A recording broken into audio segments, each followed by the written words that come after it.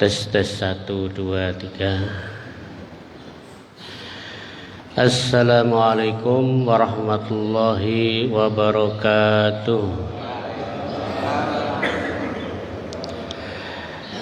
Alhamdulillahi rabbil alamin.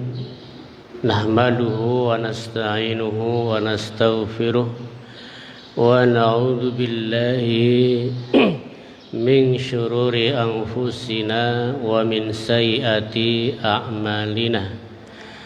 Man yahdihillahu fala mudhillalah wa man yudlil fala hadiyalah.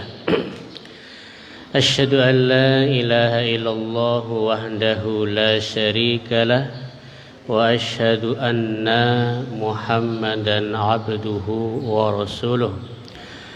Allahumma salli wa sallim wa barik ala sayyidina Muhammadin wa ala alihi wa ashabihi ajma'in. Allahumma anta rabbi la ilaha illa anta khalaqtani wa ana abduka wa ana ala ahdika wa wa'dika mastata'tu. A'udzu bika min syarri ma sana'tu. Abu'u laka bi ni'matika 'alayya wa abu'u bi dzambi faghfirli fa innahu la yaghfirudz dzunuba illa anta.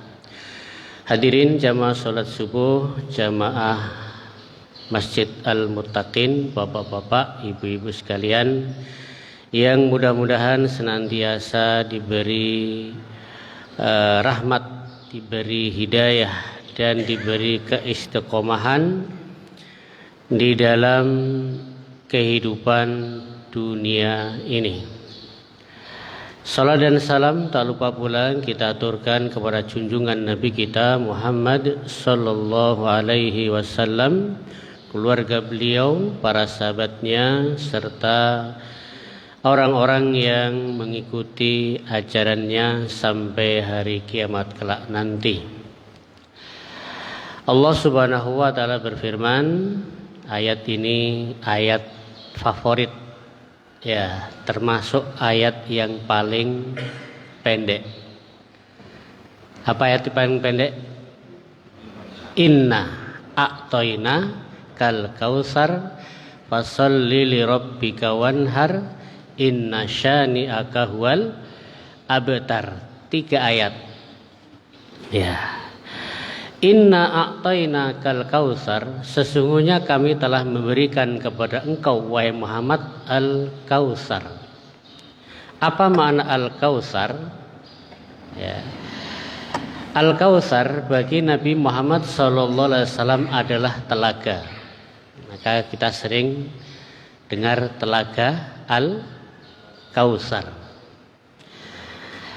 yaitu satu telaga nanti yang pada hari kiamat barang siapa yang bisa meminum telaga tersebut tidak akan pernah haus selama-lamanya. Di padang mahsyar, yang mana saat itu matahari didekatkan sekitar 1 mil, ya, kita telanjang tanpa alas kaki, tanpa baju, tidak ada pelindung, tidak ada naungan. Bayangkan panasnya seperti apa, ya. Beberapa hari ini Tarakan panas ya kemarin, ya, langit biru, ya, masih bisa minum, masih bisa berteduh, masih bisa jajan es. Tapi besok hari itu akan terjadi dan semua kita akan mengalami.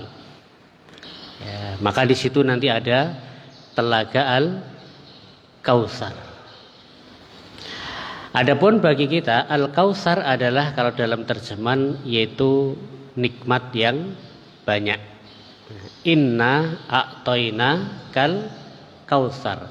Sesungguhnya kami telah memberi kepada engkau yaitu nikmat yang banyak. Coba kita jujur, nikmat Allah kepada kita banyak atau sedikit? Bisa dihitung atau tidak bisa dihitung? Ya, nikmat Allah kepada kita besar atau kecil? Tidak ada nikmat yang kecil, semua nikmat itu besar. Ya, sehat, tiap hari bisa makan. Ya, kita lahir normal, tidak ada cacat. Ya, dari dulu sampai sekarang masih bisa makan, tidak pernah kekurangan.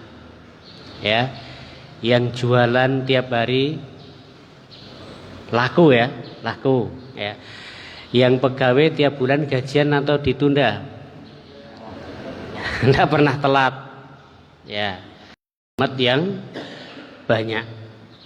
Wa in ta'addu nikmatallahi la tahsuha. Jika kalian hitung-hitung nikmat Allah, kalian tidak akan bisa menghitungnya, saking banyaknya nikmat. Ya, saking banyaknya nikmat. Nah, konsekuensinya apa? Konsekuensi ketika kita diberi nikmat yang banyak, bukan gratis. Ya. Konsekuensi ketika kita diberi nikmat yang banyak, ayat berikutnya, fasholli li, maka sholatlah. Jadi konsekuensi kita diberi nikmat oleh Allah dengan nikmat yang banyak, konsekuensi pertama lakukan sholat, itu pertama. Maka orang yang sholat itu berarti orang yang bersyukur kepada Allah Subhanahu wa ta'ala atas nikmat. Orang yang semakin sholatnya semakin rajin, semakin khusyuk, berarti dia semakin bersyukur kepada Allah Subhanahu wa ta'ala. Fasholli, maka pernah kita dengar Rasulullah sholat malam sampai bengkak kakinya. Aisyah radhiyallahu anha merasa kasihan, maka Aisyah berkata, wahai Rasul, kenapa engkau masih sholat sampai kakimu bengkak di malam-malam seperti ini? Ya, lagi enak-enaknya tidur, bangun sholat. Ya. Perkiraan Aisyah bahwasanya Rasulullah itu sholat kenapa? Supaya diampuni dosa-dosanya, supaya diampuni kesalahannya. Nah, ini kita juga sama. Ya. Tetapi ternyata Rasulullah itu sholat bukan karena apa? Karena supaya diampuni dosa-dosanya. Karena Rasulullah itu kan sudah maksum, tidak pernah melakukan dosa. Rasulullah sholat itu bukan karena itu, tapi karena dalam rangka untuk apa? Bersyukur. Maka apa kata Rasulullah? Afala akuna abdan syakura? Salahkah apabila aku menjadi orang yang bersyukur? Nah, karena apa? Dosa-dosaku telah diampuni. Nah, kalau kita ini syukur karena apa? Kita itu syukur karena nikmat dunia, ya enggak? Coba, kita bersyukur karena apa? Nikmat dunia. Tapi kalau Rasulullah itu bersyukur karena nikmat akhirat, yaitu nikmat diampuni dosanya. Nah, bedanya kita dengan Rasul. Ya. Kita sering bersyukur karena apa? Sehat.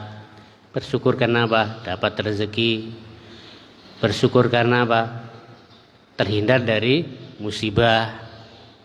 Nah, kita bersyukur, alhamdulillah. Karena apa? Nikmat dunia. Tapi ketika Rasulullah bersyukur bukan karena nikmat dunia, karena nikmat apa? Akhirat. Diampuni dosa itu nikmat dunia atau akhirat? Diampuni dosa, nikmat akhirat. Ya. Kalau urusan dunia kita itu menang daripada Rasulullah, ya enggak? Coba rumah kita dengan rumah Rasulullah itu luas mana? Nah, coba rumah kita dengan rumah Rasul itu lebih lebar, lebih luas mana? Tahu rumah Rasul seberapa? Hah? Untuk dunia kita itu menang, kita lebih unggul daripada Rasulullah. Rumah kita coba. Ya. Rumah Rasulullah itu paling dari batu dari tanah liat, ya kan? Berapa kamarnya itu? 1 atau 2? Ya, ada replikanya itu kan. 1 untuk tidur juga untuk sholat. Untuk urusan dunia kita itu menang, ya, menang. Kendaraan, ya. Rasulullah itu kalau kendaraan naik apa? Naik unta. Kita apa? Nah, mobil, ya kan? Menang kita untuk urusan dunia dengan Rasulullah, ya kan? Makan, coba perabotan coba. Di rumah Rasul ada kursi enggak? Ada sofa? Enggak ada. Ya. Ada kulkas? Enggak ada. Ya, ada televisi? Enggak ada. Saat itu belum ada. Kita lebih unggul untuk urusan dunia. Ya. Punya HP? Enggak ada. Ya. Tapi kalau untuk urusan akhirat, nah, kita kalah. Ya, kita kalah. Ya tadi Rasulullah itu sholat sampai kakinya bengkak. Ya. Kita baru sholat sebentar sudah pegel-pegel, ya berhenti kan begitu. Nah, maka itulah syukurnya Rasulullah itu karena apa? Syukurnya Rasulullah itu karena kenikmatan akhirat. Maka beliau bersyukur sampai sholat itu kakinya bengkak-bengkak. Ya, jadi itu yang pertama. Pernah ya Umar bin Khattab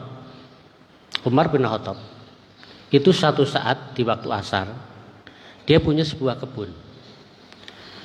Nah, karena dia sibuk di kebun, akhirnya dia terlambat sholat.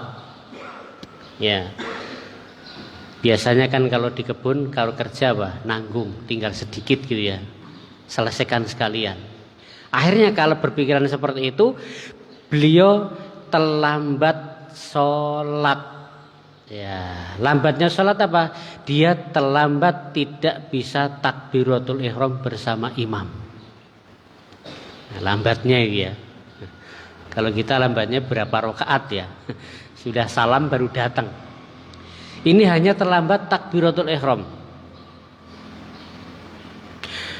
Maka ketika itu terlambat, telah datang ke masjid, ternyata imam sudah sholat takbiratul ihram, menyesal. Hanya bentuk penyesalan apa? Kebun yang dia cintai, dia wakafkan. Inilah yang namanya pengorbanan. Jadi pengorbanan itu seperti itu. Makanya nanti pengorbanan itu salah satunya ketika kita korban adalah mengorbankan sesuatu yang paling dicintai. Itu hakikat pengorbanan. Ya. Kemarin kita sudah korban apa? Sapi. Ya. Patungan ya. Ya, 1 sapi 7 orang. Ya. Hakikat pengorbanan itu seperti itu. Nah, jadi hadirin rahmat Allah Subhanahu wa taala, maka konsekuensi ketika kita mendapat nikmat apa? Pertama, salat. Kemudian yang kedua tadi apa? Korban. Ya, korban. Korban itu kalau setahun berarti kemarin iurannya berapa Pak Haji? Untuk 1 orang? 3,5 ya? 3,5. 3,5 itu sedikit atau banyak? 3.500.000 sedikit atau banyak? Oh, 3.700.000 sedikit atau banyak? Enggak bisa jawab nih Bapak. Atau tergantung? Iya. 3.700.000 sedikit atau banyak? Ya, coba bayangkan. Sedikit. Ya. Coba dibandingkan, selama setahun kita dapat uang berapa? Ya, bayangkan kalau mungkin per bulan dia gajinya 5 juta. Berarti selama setahun berapa? 60 juta ya? 60 juta. Ketika setiap setahun kali diambil 3.700.000, sedikit atau banyak dibanding duit 60 juta tadi? Nah, pengorbanan. Mana pengorbanannya, kan seperti itu. Ya, karena apa? Nikmat yang telah diberikan kepada Allah itu lebih banyak daripada yang harus kita korbankan. Ya, 60 juta diambil 3.700.000, sedikit. Berapa persen berarti itu? Berapa persennya, Pak? 60 juta diambil 3.700.000. Yang guru siapa yang sering hitung-hitungan? Berapa? Ya, nanti dihitung ya. Jadi maknanya itu seperti itu. Ya. Ketika kita telah diberi nikmat oleh Allah Subhanahu wa ta'ala dengan nikmat yang banyak, apa yang bisa kita lakukan? Ya, waktu. Berapa kita dikasih waktu oleh Allah? 24 jam. Kapan kita korban waktu? Ya. Untuk agama Allah. Ya. Kapan kita korban waktu untuk akhirat? Ya. Berapa waktu kita untuk sholat, berapa waktu kita untuk belajar, berapa waktu kita untuk membaca Al-Quran. Itu kan pengorbanan. Sementara nikmat Allah kepada kita sangat banyak. Ya. Jadi intinya apa? Kita telah mendapatkan nikmat yang sangat banyak. Konsekuensinya apa? Pertama, yaitu hendaklah kita sholat. Yang kedua apa? Korban. Itu konsekuensi ketika kita mendapatkan nikmat yang banyak. Inna a'tainakal kautsar fasholli li rabbika wadhar, maka sholatlah dan berkorbanlah. Inna syani'aka huwal abtar. Sesungguhnya orang yang mencelamu itulah orang yang abtar, artinya terputus. Abtar itu artinya maknanya mandul, tidak punya anak, namanya abtar. Ya. Atau abtar itu adalah orang yang tidak punya anak laki-laki, anak perempuan ada. Itu juga disebut dengan abtar. Kenapa? Terputus. Karena nanti kalau dia punya anak perempuan, ya kan? Anak perempuan, tidak punya anak laki-laki. Terus anak perempuan kita tuh nikah. Ya kan? Nikah punya anak. Misalnya anaknya Muhammad. Misalnya kita punya anak perempuan namanya Zainab. Zainab nikah. Punya anak namanya Muhammad. Nanti yang disebut siapa? Bapaknya suami Zainab tadi, bukan kita. Sehingga nanti Muhammad bin ayahnya, bukan bin Zainab. Sehingga kalau orang itu zaman Arab dulu, orang itu tidak punya anak laki-laki, terputus. Penyebutannya terputus. Karena nanti yang disebut adalah suami daripada anak perempuan tadi. Ya. Nah, orang-orang kafir itu mereka mencela Nabi Muhammad. Muhammad itu abtar mandul. Dia tidak punya anak laki-laki. Karena semua anak laki-laki Nabi Muhammad itu meninggal di waktu kecil.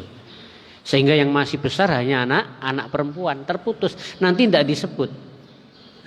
Ya. Coba cucunya Rasulullah siapa? Hasan. Hasan bin siapa? Hasan bin Ali. Bukan Hasan bin Fatimah, enggak. Jadi terputus, enggak disebut. Ya. Maka inna syani'aka huwal abtar. Sesungguhnya orang yang mencelamu itu adalah orang yang abtar, orang yang mandul. Maka Allah balas. Ya. Maksudnya apa? Maksudnya sesungguhnya orang yang terputus adalah mereka-mereka yang tidak punya amal soleh. Sehingga ketika dia meninggal dunia, dia tidak mendapatkan pahala dari amal soleh yang dia lakukan. Nah, ini orang-orang kafir. Adapun orang-orang yang beriman, walaupun dia tidak punya anak, walaupun dia abtar, walaupun dia itu punya anak perempuan, tapi karena dia punya amal soleh, maka dia tidak terputus, dia tidak mandul. Buktinya apa? Rasulullah tidak punya anak laki-laki. Tapi pahala amal solehnya mengalir terus sampai saat ini. Namanya sering-sering disebut.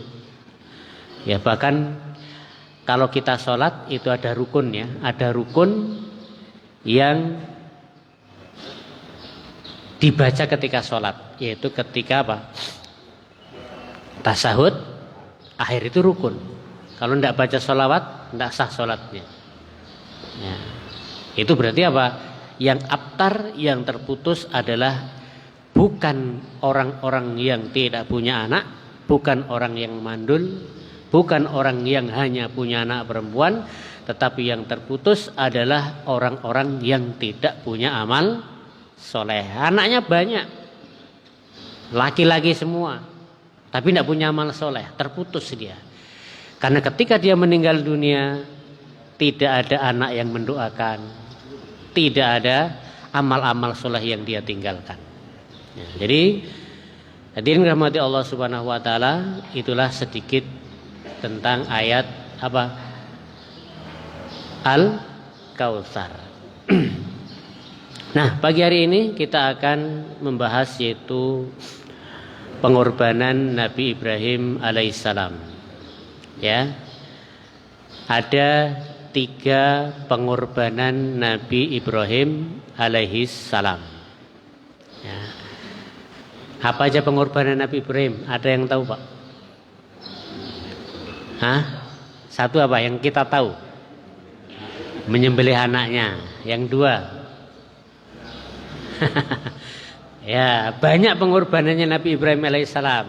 Nah, yang kita tahu mengorbankan anaknya. Ya. Ada banyak, tapi kita akan sebut 3 aja ya. Yang pertama, pengorbanan Nabi Ibrahim alaihissalam yang pertama adalah yaitu berlepas diri dari ayahnya. Ya. Pengorbanan pertama. Karena ayahnya ternyata orang yang menyembah berhala. Bahkan ayahnya itu adalah orang produsen Tuhan. Kenapa produsen Tuhan? Nah, membuat patung kan? Membuat patung untuk disembah itu kan berarti apa? Ya, produsen Tuhan. Nah, akhirnya karena berbeda itu, Nabi Ibrahim dipaksa tapi dia tidak mau. Jadi pengorbanan pertama dia rela berpisah dengan ayahnya. Sudah dinasihati, ayahnya tidak mau. Bahkan ketika sudah dinasihati, ayahnya justru malah marah. Ya. Ayahnya marah, kenapa Ibrahim mencela Tuhan kaumnya. Ya. Ya, pengorbanan yang paling pertama itu ya pengorbanan dengan keluarga, beda akidah, beda agama. Ya. Bagaimana nanti kalau nanti di akhirat akhirnya yang satu di surga, satu di neraka. Ya, itu pengorbanan. Ya, walaupun sudah berdakwah. Ya. Azar namanya ya, kalau tidak salah ya, Azar. Tapi ada yang mengatakan Azar itu, ada yang mengatakan ayahnya, ada yang mengatakan Azar itu adalah pamannya. Nah, Nabi Ibrahim itu kan pertama kan di Babylon ya. Di Babylon di situ ada Raja Namrud di situ kan? Ada Raja Namrud. Ya. Setelah keluar dari Babylon itu Nabi Ibrahim pergi ke Palestina ya kan? Nah, ketika dari Babylon ini beliau membawa dihadai seorang budak perempuan bernama Hajar. Ya. Maka kemudian Rasulullah pergi ke Mesir dulu ya. Setelah diusir dari Babilonia, Nabi Ibrahim kemudian pergi ke Mesir. Nah, di Mesir ada raja yang jahat tadi. Nah, kemudian keluar dari Mesir dihadiahi budak bernama Hajar. Setelah itu Nabi Ibrahim pergi ke Palestina. Di Palestina karena Sarah cemburu Hajar punya anak, maka Allah perintahkan Nabi Ibrahim untuk membawa Hajar plus anaknya ke mana? Ke Mekah, kan begitu ya. Nah, nanti ada kisahnya di sini. Nah, jadi pengorbanan Nabi Ibrahim alaihissalam adalah berpisah dengan ayahnya yang tercinta. Karena ayahnya tidak mau menerima tauhid, tidak mau meninggalkan penyembahan berhala. Bahkan Nabi Ibrahim kemudian yaitu pengorbanan yang kedua. Apa pengorbanan kedua? Setelah merusak berhala-berhala apa? Nah, yaitu dibakar, ya kan? Nah, bayangkan itu pengorbanan, mempertahankan keimanan. Ya, coba ini Nabi Ibrahim ketika mempertahankan keimanan, membela agama sampai harus dibakar.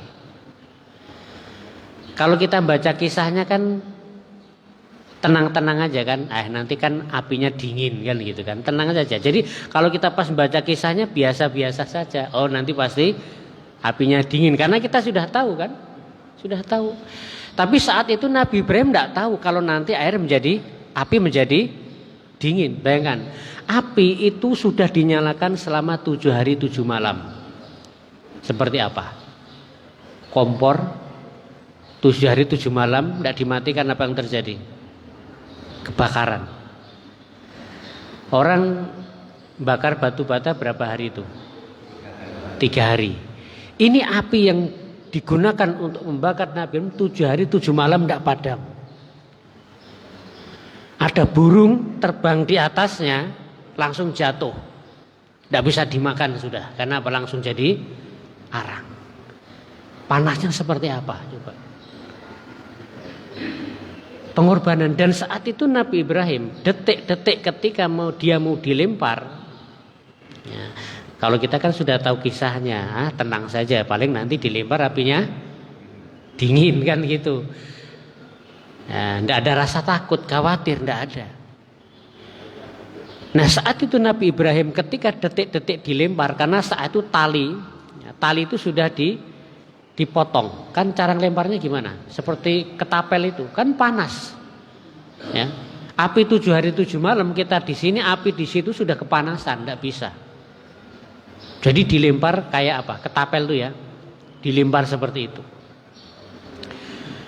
Nah, di detik-detik ketika tali itu sudah diputus, datang malaikat Jibril untuk menolong siapa?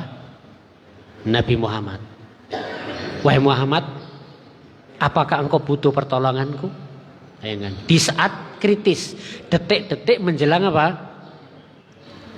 Dibakar. Coba. Ini bukan 5 menit bisa berpikir, enggak. Ini apa? Hitungan detik sudah. Apa jawaban Nabi Ibrahim? Amma anta, adapun engkau malaikat Jibril, maka aku tidak butuh bantuanmu. Aku hanya butuh bantuan Allah. Tauhid. Ya, inilah tauhid. Ya.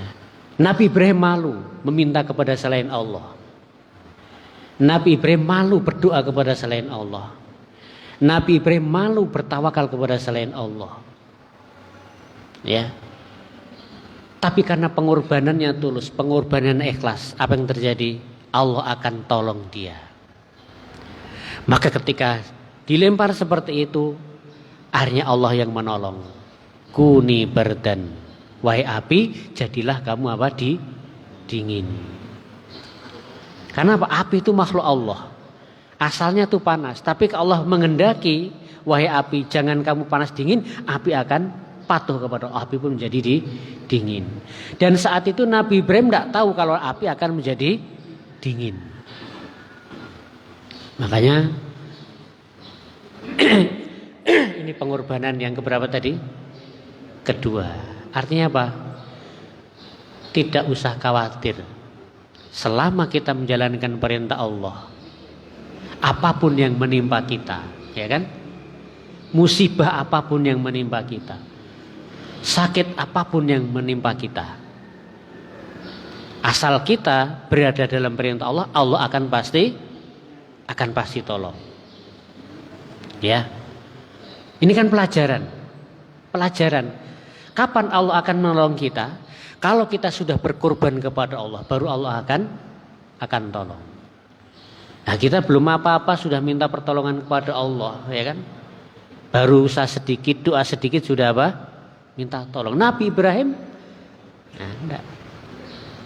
Nah, ini pelajaran, ya. Artinya Allah akan menolong kita ketika kita sudah apa?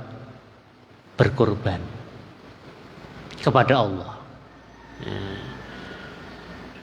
Korban. Seperti tadi Umar bin Khattab, apa yang dia korbankan? Yang dia korbankan adalah kebunnya yang dia cintai. Kenapa? Karena gara-gara terlambat sholat. Ya. Dia korbankan untuk apa? Untuk Allah supaya tidak telat lagi. Ya. Kemarin yang sudah korban, ya, sholatnya masih telat-telat atau sudah tidak telat yang kemarin korban itu? Mana korban? Ya. Itu baru korban satu ya. Korban satu aja sholatnya masih apa? Telat-telat gitu loh. Ya. Banyak siapa korbannya kita dengan Prabowo? Kemarin Prabowo korbannya berapa? 1000 sapi ya. Sapi kita. Ya, jadi seperti itu. Nah, jadi kalau Allah itu berkehendak, ya, hukum alam itu bisa dirubah. Karena apa? Alam itu milik Allah. Api yang asalnya panas bisa menjadi dingin. Apa? Karena dia telah berkorban kepada Allah, alam pun ditundukkan kepada Nabi Ibrahim. Ya. Tidak masuk logika. Ada enggak setelah Nabi Ibrahim kisah ada api menjadi dingin? Ada enggak sampai sekarang? Enggak ada. Tapi pernah terjadi. Kenapa? Karena pengorbanannya Nabi Ibrahim alaihissalam, maka alam pun bisa dirubah. Artinya kalau sudah bersama Allah, tidak ada sesuatu yang tidak mungkin terjadi. Ingat kisah ada orang apa itu yang membunuh 99 orang ya. Ya, dia datang kepada ahli ibadah. Wahai ahli ibadah, saya ingin bertaubat. Bolehkah saya bertobat? Masih diterima. Ahli ibadah, ya, ahli ibadah itu tidak pernah melihat maksiat. Apa dosamu? Bunuh orang. Bunuh orang. Ya. Berapa yang kau bunuh? 99 orang. Banyaknya ini. Satu aja itu apa? Dosa besar, apalagi 99 orang. Tidak akan diterima. Akhirnya karena jengkel, tidak ada harapan, ya sudah. Genapi menjadi 100 dia bunuh juga. Ya. Kemudian dia datanglah, karena ada niat ingin bertobat, dia datangi lagi ahli ilmu. Beda ahli ilmu. Dia datang, wahai ilmu, saya ingin bertobat. Bisakah diterima taubatmu? Apa kata ahli ilmu? Ya, apa yang menghalangi antara kamu dengan Allah untuk menerima taubat? Tidak ada. Tapi dengan satu syarat. Syaratnya engkau harus pergi dari kampung ini, karena kampung ini orang-orangnya jelek semua. Pergi ke kampung yang orang-orangnya soleh. Hanya dia pergi ke tempat kampung yang dituju. Belum sampai dia sudah mati, malaikat rahmat datang. Wah, ini untuk kebagianku. Malaikat azab, malaikat rahmat kau buru-buru. Ini bukan bagianmu, ini bagianku. Kenapa? Dia belum pernah melakukan satu kebaikan sekalipun. Sudah bunuh 100 orang. Ini bagian neraka. Malaikat rahmat mengatakan enggak, dia sudah niat untuk berbuat kebaikan. Nah, berselisih para malaikat. Akhirnya Allah datangkan malaikat penengah berwujud manusia. Datangkan, tolong diukur, coba diukur. Orang ini mati itu lebih dekat kepada kampung yang dituju atau kampung yang ditinggalkan. Hanya diukur. Asalnya itu pas tengah-tengah. 50-50. 50-50. Tapi apa yang dilakukan Allah? Allah kemudian apa? Berkata kepada kampung yang dituju, hei kampung yang dituju, mendekatlah. Dan Allah berkata kepada kampung yang ditinggalkan, hei kampung yang ditinggalkan, menjauhlah. Bumi bisa diperintah oleh Allah. Yang satu suruh untuk dekat, yang satu untuk menjauh. Dan akhirnya apa? Akhirnya setelah diukur selisih cuma 1 jengkal. 1 jengkal tadinya kan sama kan? Sama. Itulah pengorbanan dia. Meninggalkan kampung halaman, meninggalkan lingkungan yang buruk sampai harus berkorbannya nyawa. Allah akan turunkan bantuannya, pertolongannya. Karena apa? Ada pengorbanan. Ada pengorbanan. Ya. Ini pengorbanan Nabi Ibrahim yang keberapa? Kedua. Sekarang pengorbanan Nabi Ibrahim yang ketiga. Apa pengorbanan yang ketiga? Tadi sudah disebutkan. Ya, menyembelih siapa? Menyembelih putranya. Ketika Nabi Ibrahim alaihissalam menikah dengan Sarah tidak punya anak, maka Nabi Ibrahim berdoa kepada Allah hampir 90 tahun berdoa. Berapa doanya? 90 tahun. Hampir 90 tahun. 86 tahun Nabi Ibrahim berdoa tanpa pernah putus. Nah, kita itu berdoa paling tahan berapa? 2 bulan, 3 bulan doa tidak dikabulkan apa? Sudah ya istirahat saja. Nabi Ibrahim 86 tahun berdoa, bayangkan. Pengorbanan bukan pengorbanan. Kenapa kita doa tidak dikabulkan? Ya mungkin tadi baru 2 kali, 3 kali berdoa tidak dikabulkan, terus tidak berdoa, akhirnya tidak dikabulkan. Nabi Ibrahim 86 tahun berdoa, baru dikabulkan. Nah, ada kisah ya. Pada zaman Nabi Musa alaihissalam, ada seorang perempuan, dia itu abtar. Apa abtar tadi? Mandul. Jadi dia itu nikah dengan laki-laki tidak punya anak, cerai. Laki-laki nikah dengan wanita yang lain punya anak. Si perempuan ini akhirnya nikah lagi dengan laki-laki yang lain. Ternyata tidak punya anak, cerai lagi. Suaminya nikah dengan perempuan lain punya anak. Begitu seterusnya berkali-kali. Berarti yang mandul siapa ini? Si perempuan. Akhirnya dia datang kepada Nabi Musa alaihissalam. Apa kata Nabi? Wahai Nabi Musa, tolong doakan kepada Allah supaya aku punya anak. Maka Nabi Musa pun berdoa kepada Allah.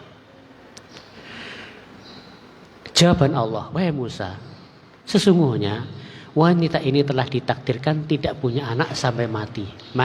Mandul. Akhirnya disampaikan oleh Nabi Musa kepada wanita tersebut. Wahai perempuan, aku telah berdoa kepada Allah supaya engkau punya anak. Tapi Allah sudah menetapkan, menakdirkan kau tidak akan punya anak sampai mati. Akhirnya wanita itu pergi. Beberapa tahun kemudian Nabi Musa bertemu dengan perempuan tadi dan ternyata sudah punya anak. Maka Nabi Musa pun heran. Akhirnya dia bertanya kepada Allah Subhanahu wa taala. Nah, makanya kemarin sudah dijelaskan ya. Nabi itu punya keutamaan, punya kelebihan. Salah satu kelebihan Nabi Musa apa? Bisa langsung berbicara dengan Allah, Nabi Musa. Nah, Nabi Musa itu kelebihannya bisa langsung berbicara dengan Allah.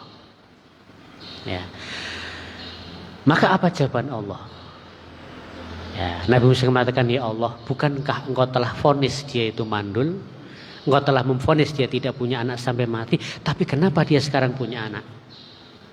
Maka Allah mengatakan, wahai Musa, sesungguhnya setelah wanita itu pergi dari engkau dan engkau mengatakan kamu mandul sampai mati, setelah itu wanita itu tidak pernah berhenti berdoa. Ya kan? Dia sudah divonis oleh Allah itu apa? Mandul tidak punya anak. Ya, kalau sekarang sudah divonis dokter berapa? Stadium 4 gitu ya. Sudah divonis seperti itu. Tapi ternyata dia tidak menyerah. Wanita tadi justru ketika dia mengetahui divonis mandul sampai mati, maka dia senantiasa berdoa terus. Sampai akhirnya Allah mengatakan, setiap saat wanita itu berdoa, menangis, mengangkat kedua tangan, maka aku Allah itu malu untuk tidak mengabulkan doa orang tersebut. Akhirnya apa? Dikabulkan oleh Allah Subhanahu wa ta'ala. Akhirnya apa? Doa. Maka tadi Nabi Ibrahim 86 tahun berdoa kepada Allah untuk diberi seorang 86 tahun. Ya, kita ini kan biasalah doa itu kalau sudah capek, tidak ada hasilnya, sudah berhenti berdoa. Gitu. Ya, masih ada waktu ini Pak Haji. Berapa Pak Hundoyo? Jam 5.53. Masih ada waktu? Masih ya. Ya. Jadi pengorbanannya adalah yaitu pengorbanan ketiga. Setelah Nabi Ibrahim itu mempunyai anak dari Hajar, kemudian Sarah itu cemburu, ya. Walaupun istri Nabi juga cemburu juga, ya, dia cemburu. Maka kemudian Allah perintahkan kepada Nabi Ibrahim untuk membawa Hajar dan Ismail. Kemana? Dari Palestina berjalan menuju Mekah. Saat itu belum Mekah namanya. Ya. Maka setelah sampai di Mekah, apa doa Nabi Ibrahim? Rabbi inni askantu min dzurriyyati biwadin ghairi zar'in inda baitikal muharram. Rabbi ini askantu, ya Allah aku tempatkan. Askantu, aku tempatkan ini adalah dalam jangka waktu yang lama, bukan sementara. Nabi Ibrahim membawa istrinya dan Ismail yang masih bayi, belum bisa apa-apa, masih digendong. Itu dibawa ke suatu tempat biwadin, di suatu lembah padang pasir, ghairi rizar'in, yang tidak ada tanamannya sama sekali. Kalau tidak ada tanaman, berarti ada air atau tidak? Tidak ada air. Kalau tidak ada air, ada kehidupan atau tidak? Tidak ada kehidupan. Dan itu yang dilakukan oleh Nabi Ibrahim karena itu perintah Allah. Pengorbanan. Mengorbankan istri dan anaknya. Ditinggal berapa tahun? Nanti Nabi Ibrahim datang lagi setelah 8 tahun. Ya. Ya. Kita ibu-ibu ditinggal suami 3 hari aja sudah apa? Nah, 3 hari sudah bingung ya. Nangis-nangis. Ini 8 tahun. 8 tahun ditinggal. Maka ketika Nabi Ibrahim mau pergi, Hajar itu tanya, wahai, kenapa engkau dibawa ke sini, wahai suamiku? Kenapa engkau tinggalkan kami dan anakmu di sini? Tidak ada apa-apa. Nabi Ibrahim tidak berani jawab, tidak tega. Dia tidak berani menoleh ke belakang. Dia berjalan terus meninggalkan Hajar dan Ismail. Nabi Hajar pun paham. Maka kemudian Hajar mengatakan, apakah ini perintah Allah? Maka Nabi mengatakan, iya. Apa? Setelah itu Hajar tidak pernah bertanya lagi. Kemudian mengatakan, kalau ini perintah Allah, Allah tidak akan pernah menyia-nyiakanku. Jawaban seorang istri solehah ya. Mantap jawabannya. Asal itu perintah Allah, aku laksanakan. Akhirnya kemudian dia kembali, Nabi Ibrahim kembali lagi ke Palestina. Hajar dan Ismail berdua di sini, tidak ada siapa-siapa. Kalau kita kan baca sejarah kan tenang saja. Oh nanti kan ada air zam tidak mungkin mati karena kita sudah tahu kisahnya. Tapi saat itu apakah Hajar tahu nanti akan ada air? Tidak tahu. Persediaan makan habis, air habis. Apa yang dilakukan Hajar? lari antara Safa dan Marwah. Berapa kali? 7 kali. Safa, Marwah 1 kali. Marwah, Safa dihitung 2 kali gitu ya. Nah, jadi itu hitungannya. Nah, ini pengorbanan. Air Zam-Zam tidak muncul begitu saja hanya dengan doa, duduk di situ tidak akan muncul. Tapi ada pengorbanan dulu, seorang ibu lari-lari. Ibu lari-lari mencari air. Setelah pengorbanan seorang ibu lari-lari ke sana kemari, Safa Marwah, barulah Allah memberikan pertolongannya. Sekali lagi, pertolongan Allah akan diberikan ketika sudah ada apa? Pengorbanan. Pengorbanan Nabi Ibrahim meninggalkan mereka. Pengorbanan Hajar sebagai seorang ibu bersusah payah mencari air, panas saat itu. Akhirnya Allah bayar pengorbanannya dengan muncul air Zam-Zam. Maka disitulah mulai kehidupan aman. Lama-lama ada orang dari suku Jurhum dari Yaman. Mereka mencari tempat di situ ada air. Mereka izin kepada Hajar, bolehkah kami tinggal di sini? Hajar makan boleh. Selama kamu orang baik, maka mari kita sama-sama tinggal di sini. Hanya mulai saat itulah banyak orang-orang datang ke situ. Itulah cikal bakal kota Mekah. Sekarang rame, 24 jam tidak pernah sepi Mekah. Air Zam-Zam tidak pernah berhenti mengalir airkannya. Ya. Kenapa? Pengorbanan Nabi Ibrahim alaihissalam. Ribuan tahun yang lalu berkorban, sekarang kelihatan hasilnya. Ya. Maka 8 tahun tidak pernah bertemu dengan Hajar dan Ismail. Nabi Ibrahim dari Palestina datang lagi. Akhirnya mendapati Ismail sudah apa? Sudah umur 8 tahun. Sudah bisa lari-lari, senang. Ya.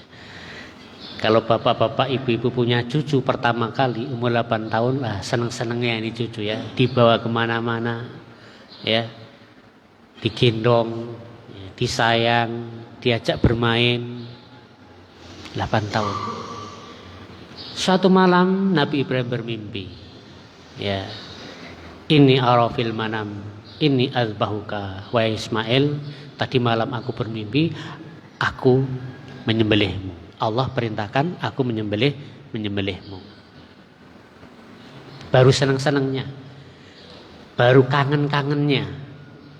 Ya, 8 tahun tidak ketemu kan senang ya. Ternyata apa? Allah perintahkan kepada Nabi Ibrahim untuk menyembelih. Tapi bagaimana jawaban anak umur 8 tahun ini sudah dewasa banget ya. Ya, jawabannya apa? If'al ma tu'mar, ya abadi, wahai ayahku, lakukan apa yang engkau diperintahkan kepadamu.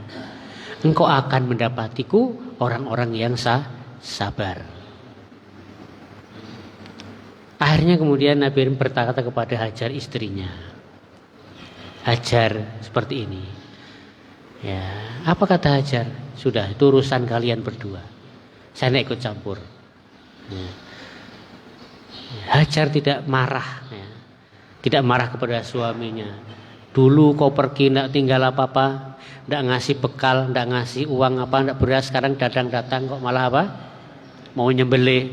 Kau tidak ikut mendidik, tidak pernah ngasih uang bulanan, tidak ngasih apa lagi, kasih sayang. Datang-datang malah mau menyembelih.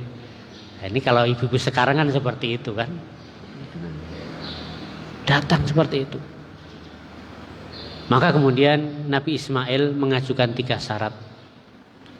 Wahai bapakku, sebelum kau menyembelih aku mengajukan 3 syarat. Pertama apa? Pertama, tutup mataku, ikat kakiku, dan ikat tanganku, supaya nanti aku tidak berontak ketika sakit. Ditutup matanya. Ini Ismail, anak yang masih berapa tadi? 8 tahun. Syarat yang kedua apa? Tajamkan pisaunya, supaya aku tidak merasakan sakit terlalu lama. Ya. Yang terakhir apa? Ada ingat yang terakhir? 3 permintaannya. Ya. Jauhkan aku dari ibu saya. Supaya nanti ketika saya disembelih, ibu saya tidak melihat saya disembelih. Karena yang namanya ibu itu kan orang yang tidak paling tega kepada anaknya kan. Tidak paling tega. Anak sakit dikit aja ibunya sudah pusing. Harus ke dokter, malam bergadang. Yang paling khawatir dengan anaknya adalah ibu. Maka ketika sudah tiba saatnya, apa? Ketika sudah saatnya, ya, kali lagi seperti tadi, kalau kita dengar kisah kan tenang-tenang saja. Nanti kan diganti apa? Domba. Saat itu Nabi Ibrahim belum tahu, tidak tahu kalau nanti akan diganti dengan domba. Maka perasaan bagaimana? Maka ketika pisau sudah mau menempel di lehernya Ismail, Allah ganti Ismail dengan seekor domba. Inilah pengorbanan. Kalau kita berkorban kepada Allah Subhanahu wa taala, Allah akan tolong. Gitu kan?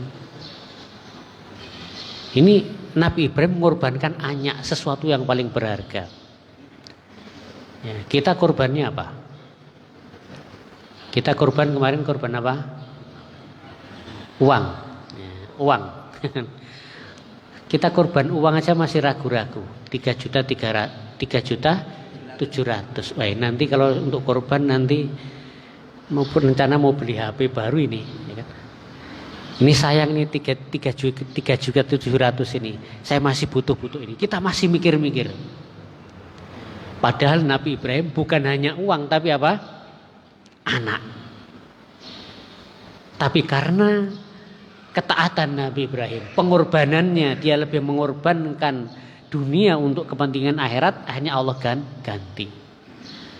Maka jangan khawatir Bapak-bapak Ibu sekalian, ketika kita kemarin berkorban 3.700.000 itu kecil. Ya. Kalau kita niatnya berkorban, Allah akan ganti dengan yang lebih banyak. Allahumma amin. Jadi hadirin rahmatullah subhanahu wa ta'ala, maka intinya apa? Intinya itulah pengorbanan. Nabi Ibrahim mengorbankan sesuatu yang paling dia cintai. Nah sekarang apa yang paling kita cintai untuk dikorbankan? Bapak-bapak, apa yang paling dicintai? Hah? Istri mau dikorbankan? Ya, kalau ibu-ibu yang paling dicintai apa ibu-ibu nih? Ya. Nabi Ibrahim yang paling dicintai anak dan istri, betul.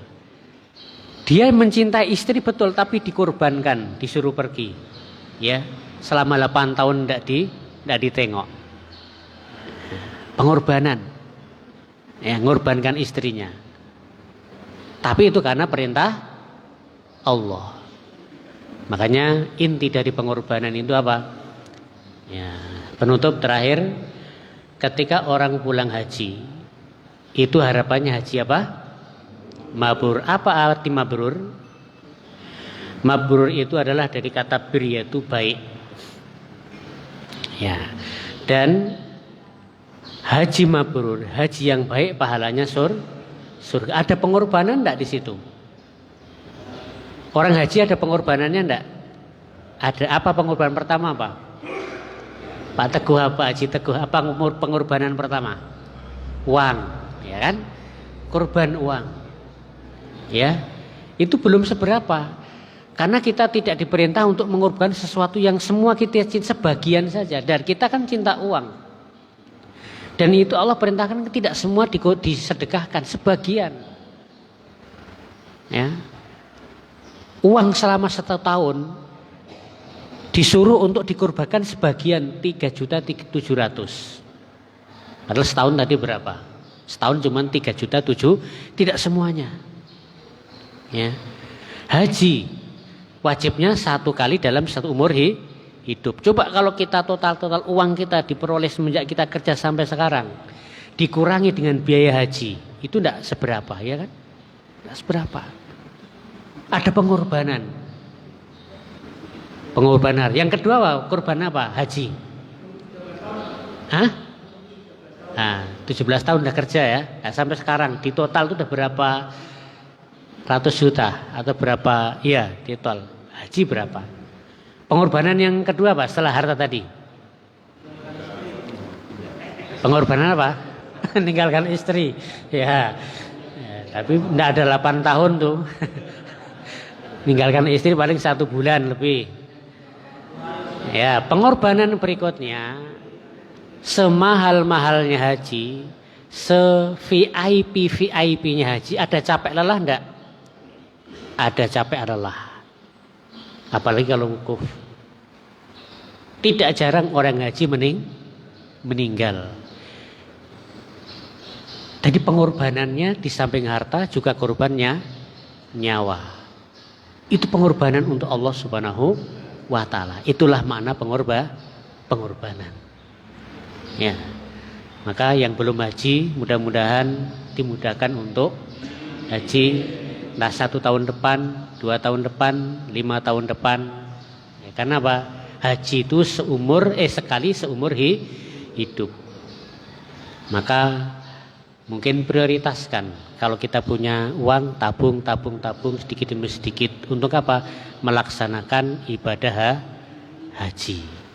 Adapun yang haji sekarang yang sudah mudah-mudahan menjadi haji yang mabrur sehingga tidak ada haji yang mabrur kecuali balasannya adalah surga dan itulah bentuk pengorbanan kita kepada Islam.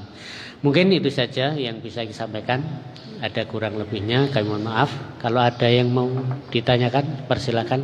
Kalau masih ada waktu. Baik, terima kasih Bapak. Ini wajib untuk menyampaikan yang ya belum ada kaitannya langsung dengan kajian tadi. Tapi juga saya pikir tepat ini yang tadi kan banyak dijelaskan tentang pengorbanan. Nah ini ada di WA Grup Al-Mutakin ini yang inisiasi oleh Bapak Ketua RP3 Pak Yusuf ya terkait dengan disampaikan ke jamaah yang berminat untuk menabung ancang-ancang ini bahkan dari start sekarang atau pembayaran bisa mulai besok itu untuk tahun 1448 Hijriah nanti itu untuk kurban dengan yang banyak itu per bulan ada yang 300.000 itu kalau hitungan kami kalau setahun persis nanti itu hanya senilai 3.600.000 ya.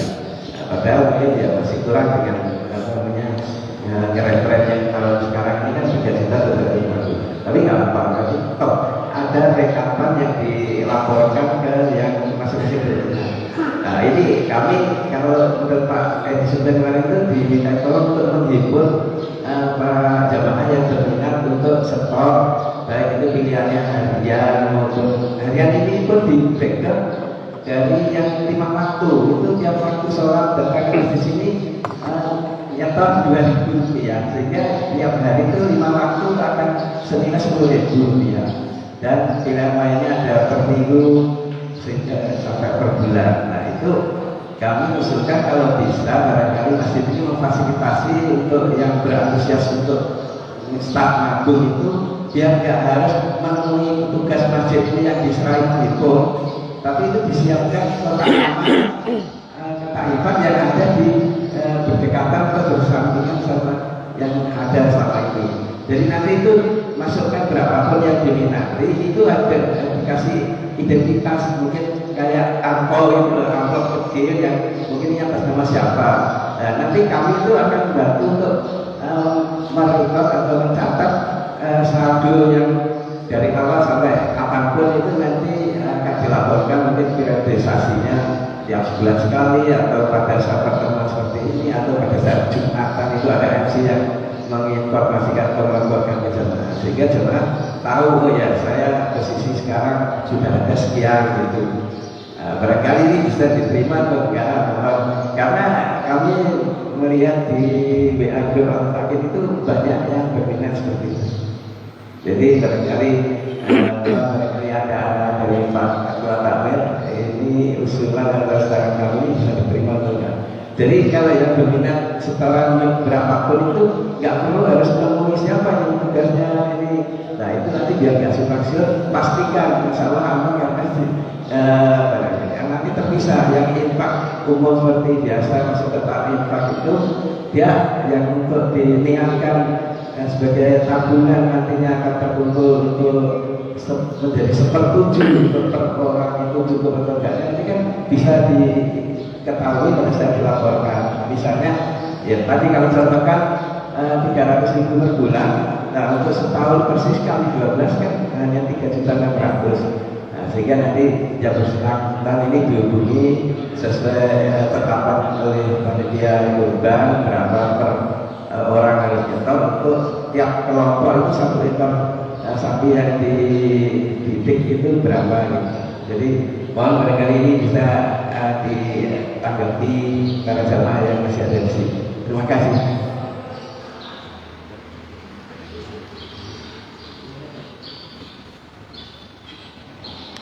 Mana masih ada waktu mulai kan Bapak yang udah ada apa ya sebenarnya. Jadi kalau yang kami maksud ini tadi nggak perlu harus menemui siapa untuk mendaftar. Insya Allah begitu ada di kota infak yang spesifik untuk layanan menghibur tabungan ini tadi, nanti secara teoretik akan disampaikan atau dilaporkan sehingga yang bersangkutan bisa tahu oh ya saya walaupun nggak di awal menemui Pak Edison atau di adminnya Al-Takin untuk mendaftar, tapi itu nanti akan terrekod. Jadi ya terima kasih.